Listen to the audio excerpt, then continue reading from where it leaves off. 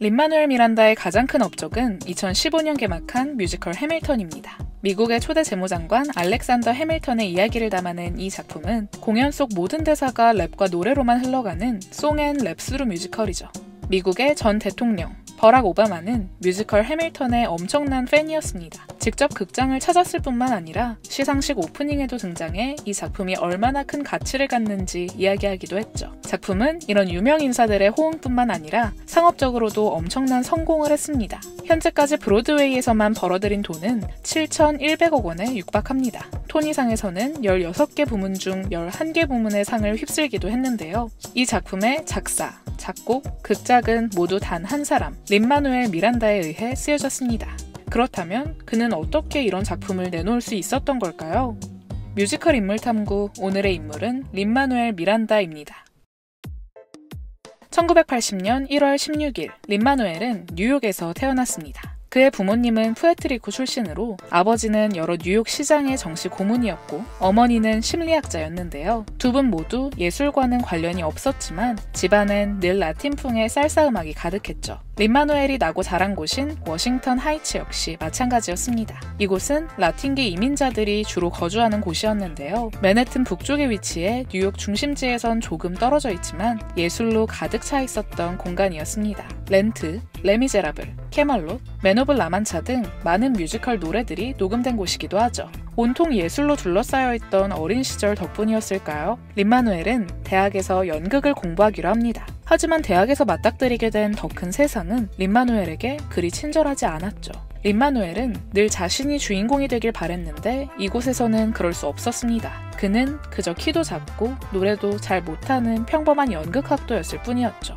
이에 린-마누엘은 직접 작품을 쓰기로 결심합니다. 당시 대학교 2학년이던 그는 자신의 어린 시절을 모티브로 작품을 만들기로 하는데요. 이때 만든 작품이 바로 뮤지컬 인 더 하이츠입니다. 작품은 린-마누엘이 어린 시절을 보낸 워싱턴 하이츠를 배경으로 해 그곳의 인물들이 보내는 일상과 사랑을 담아냈습니다. 당시 린-마누엘은 작사와 작곡을 맡았는데요. 그의 음악엔 특별한 점이 있었습니다.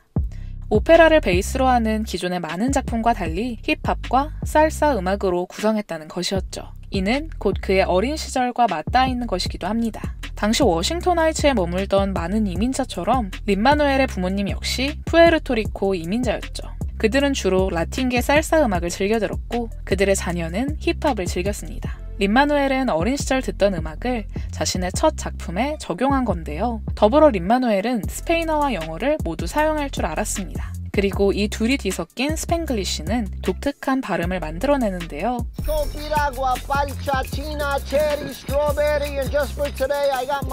린-마누엘은 이 역시 가사에 적용합니다. 그렇게 2000년 4월 27일 인 더 하이츠는 교내 극장에서 처음 공연을 올렸습니다. 80분짜리 단막극이었지만 힙합 버전 렌트라는 평을 받으며 교내에서 큰 호응을 얻었는데요. 공연을 본 선배와 동문이 이 작품을 브로드웨이에 올려보자 제안합니다. 그들은 함께 작품을 다듬어 나가기로 하죠. 하지만 신진 창작진에게 세상은 호락호락하지 않았습니다. 공연을 올리기 위한 자금을 투자받기란 쉽지 않았죠. 그 때문에 교내 공연을 올린 뒤 7년간 린-마누엘은 자금 마련을 위해 온갖 일을 합니다. 맥도날드 캐셔, 페이스 페인팅 아르바이트뿐만 아니라 자신이 다니던 고등학교에서 국어 선생님으로도 일했죠.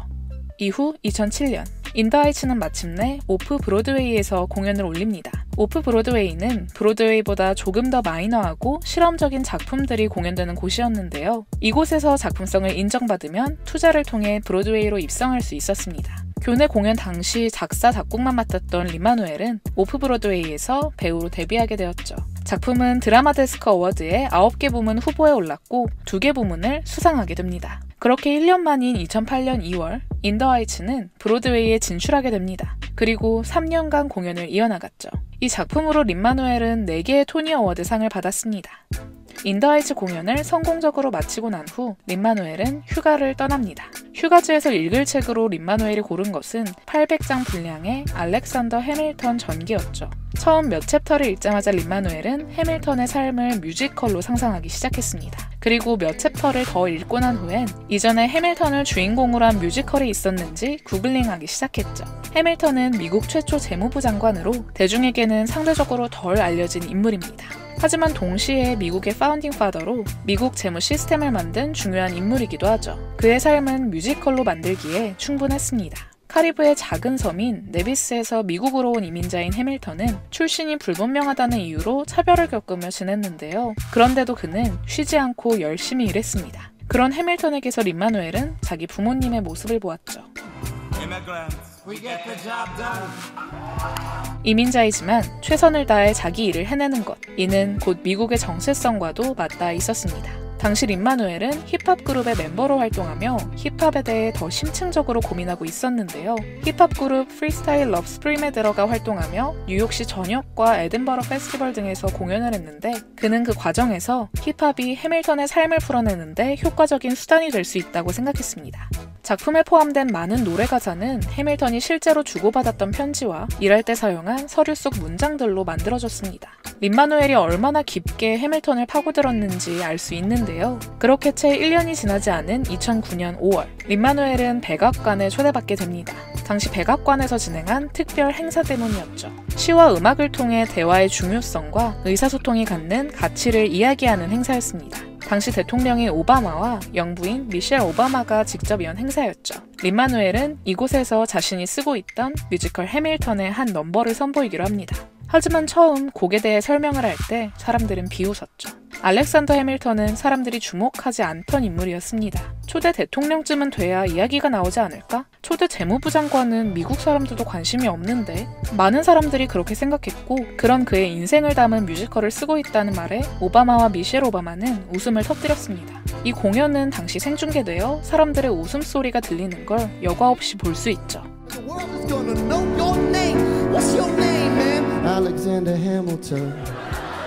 하지만 린-마누엘은 주눅들지 않고 곡을 끝까지 선보였습니다. 당시 린-마누엘의 나이 29살이었죠. 린-마누엘은 계속해서 곡 작업을 이어나갔습니다. 이번에도 7년의 세월이 걸렸는데요. 2015년 7월 13일 해밀턴은 브로드웨이에서 대망의 첫 개막을 하게 됩니다. 뮤지컬 해밀턴의 매력은 독특했습니다. 이전에 전혀 없던 형식의 뮤지컬이었기 때문이죠. 해밀턴은 송 앤 랩스루 뮤지컬이었는데요. 모든 대사를 노래로 하는 송스루 뮤지컬과 비슷하지만 이 작품엔 랩이 더 중심이었습니다. 모든 배우는 랩을 할 수 있어야 했죠. 곡의 단어 수는 1분에 평균 144개, 심지어 곡의 수도 47개로 공연을 꽉 채우고 있었습니다. 그뿐만 아니라 정치인들 간의 견해 차이와 그 과정에서 생기는 싸움 등은 랩 배틀로 연출되었죠. 이는 빠르게 변화하는 정치판의 흐름을 효과적으로 담아내기 위함이었는데요. 그 때문에 해밀턴에 출연하는 배우들은 최상의 퍼포먼스를 낼 수 있는 엘리트로 구성되었습니다. 랩은 기본이고 R&B나 팝, 소울을 베이스로 한 노래까지 소화해야 했죠. 앙상블 역시 고난도의 안무와 동작을 해낼 수 있어야 했습니다. 당시 브로드웨이 배우들의 평균 주급은 $1,900였는데요. 해밀턴의 배우들은 $3,400를 받았습니다. 이는 해밀턴의 치솟는 인기 덕분에 가능했습니다. 공식 개막 전 공개된 OST 앨범은 사람들의 기대감을 증폭시켰고 개막 전 티켓 판매만으로 $3,000만 수익이 났습니다. 이는 한화 약 355억 원 정도인데요. 공연 개막 이후로도 티켓은 계속해서 매진 행렬을 이어나갑니다. 이민자 출신의 차별받던 정치인이 미국 최초 재무부 장관이 되기 위해 거친 고군분투는 이민자들의 나라인 미국의 감성을 자극하기 충분했죠. 그뿐만 아니라 송 앤 랩스루라는 파격적인 형식은 젊은 관객들을 자극했습니다. 남자뿐이던 정치판에 여성의 역할을 극대화한 구성도 많은 이목을 끌었죠. 해밀턴의 인기를 설명할 근거는 너무도 많았습니다. 보고 싶어하는 사람은 많지만 티켓은 구할 수 없는 상황 속 티켓값은 점점 오르게 되었는데요. 1층 앞쪽열의 티켓 가격은 700만 원에 달했습니다. 가장 티켓이 비싸다고 여겨지던 2016년엔 단 8회 공연만으로 한화 약 40억 원의 수익을 올리기도 했는데요. 같은 해 해밀턴은 금전적 수익뿐만 아니라 평단의 찬사도 이끌어냈습니다. 미국의 문화적 업적을 세운 자에게 주는 퓰리처상의 드라마 부문을 수상했고 그래미 어워드에서는 베스트 뮤지컬 앨범상, 뮤지컬 분야의 가장 큰 시상식이라 불리는 토니상에서는 16개 부문 중 11개 부문을 수상했죠. 이는 정말 이례적인 일이었습니다. 이는 린-마누엘이 인 더 하이츠로 데뷔한 후 불과 10년 만에 생긴 일이었죠. 단 2개의 작품으로 브로드웨이 슈퍼스타가 된 린-마누엘 미란다. 하지만 그는 이런 성과에 만족하지 않았습니다. 해밀턴이 온갖 상을 휩쓸고 엄청난 매출을 올린 2016년은 린-마누엘에게 가장 기쁜 한 해였습니다. 하지만 1년 뒤 안타까운 사건이 발생합니다. 허리케인 마리아가 푸에르토리코를 초토화한 것이죠. 푸에르토리코는 린-마누엘 부모님의 고향이기도 한데요. 이에 린-마누엘은 즉시 구호 활동을 시작합니다.